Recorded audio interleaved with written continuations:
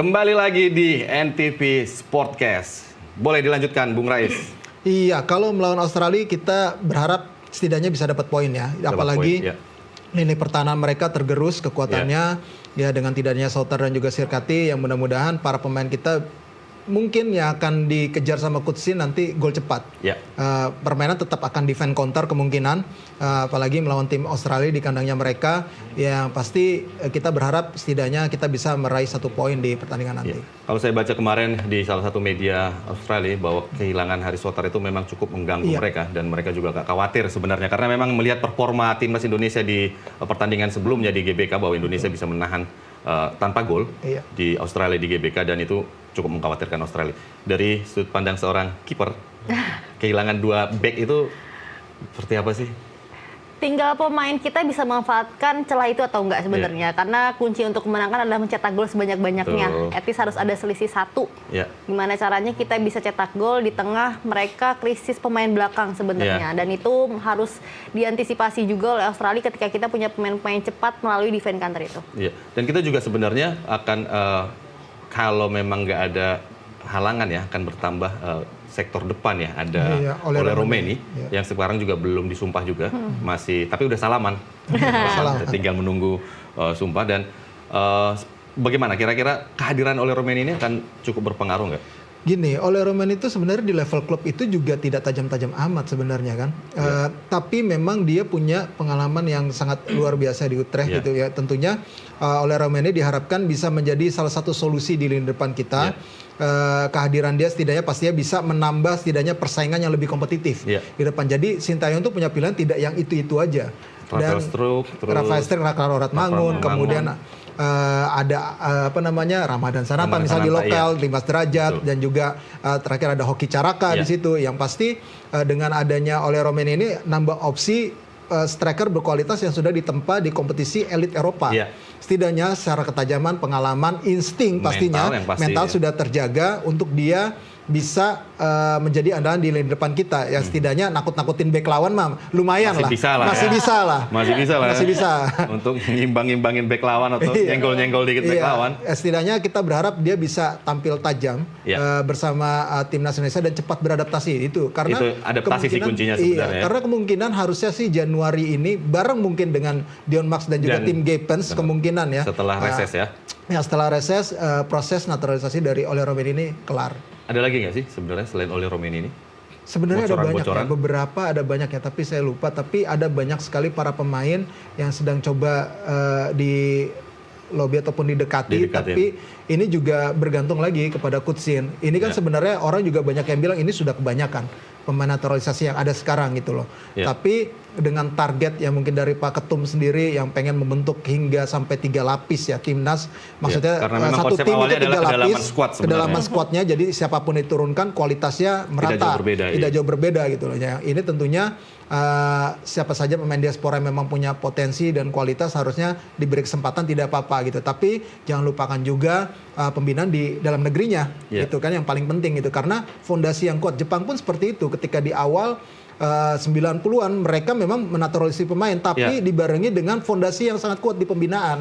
Dengan kompetisi yang level pembinaan di semua lini, level pembinaan mereka ada di semua lini, ada di klub, ada di federasi, ada di kampus. Betul. Bahkan SD, SMP, SMA. Dan saya kemarin ingat ada pertandingan di sini, ada antar wartawan, pemain Jepang itu bagus-bagus main bola. Saya tanya, kenapa bagus main bola? Orang di sekolahnya levelnya sama, kurikulumnya sama, main bolanya sama. Jadi mereka nggak pernah ketemu, sekali main bola langsung klop tuh. Dia tahu mau kemana bergerak, mau kemana passing. Jadi mereka udah kayak satu pemikiran, padahal nggak pernah main. Sementara anak-anak teman-teman kita kan sudah sering latihan ya. Wah, jauh. Nah, secara fisik. Kalau Yolanda melihat melawan Australia, apa sih yang harus dibutuhkan oleh timnas Indonesia saat bertandang ke Australia nantinya? Tentu saja main di kandang lawan bukan pertandingan mudah, karena apalagi perjalanan cukup jauh ya ke Australia. Nah, sebagai pemain sebenarnya dengan kondisi seperti ini apa yang mereka butuhkan? Yang pertama mereka harus bisa menyesuaikan dengan cuaca di sana, adaptasi dengan kondisi yang ada. Apalagi apabila ketambahan pemain baru, itu mereka harus bisa cepat adaptasi. Kemudian aku setuju sama Bung Rais, gol cepat di awal. Karena ketika ada gol cepat itu akan merubah semua keadaan yang ada. Dan itu berpengaruh ke pemain. Betul. Pokoknya kunci dari kemenangan adalah mencetak gol. Yes, betul. Ini adalah kutipan dari Yolanda. Mencetak gol adalah kunci dari sebuah kemenangan.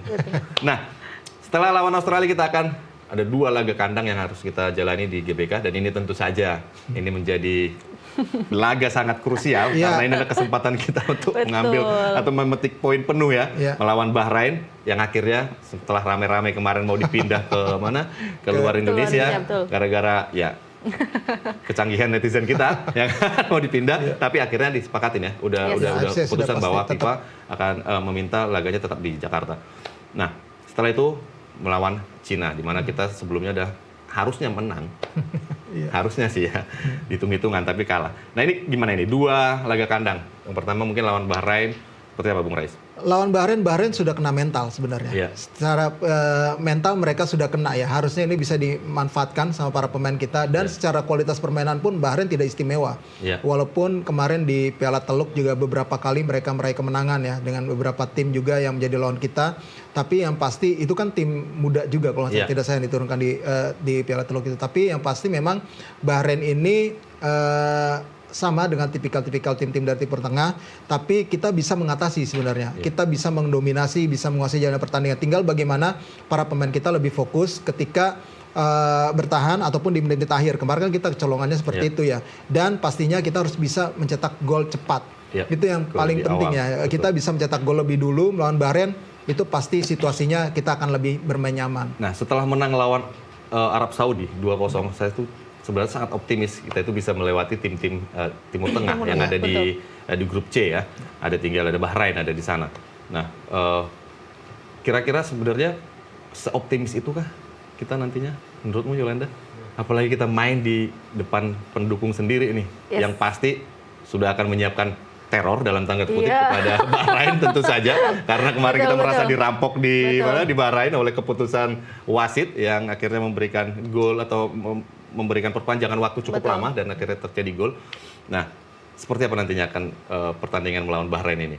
Menurut aku pertandingan akan berjalan sengit juga sebenarnya, karena Bahrain juga ingin menjaga asa kemenangan mereka untuk di babak selanjutnya. Tapi menurut aku keunggulan besar di Indonesia adalah kita bermain sebagai tuan rumah. Terlepas dari hal non teknis yang terjadi, memang pemain kita harus fokus sampai menit terakhir. Karena banyak hal non teknis yang aku rasa akan terjadi lagi di pertandingan melawan Bahrain nanti ketika tuan rumah. Nah, masih ada 2 pertandingan lagi yang belum kita bahas. Ada lawan Cina, ada lawan Jepang. Nah, ini tentu saja kita berharap kita itu bisa melewati semua ini dan bisa lolos.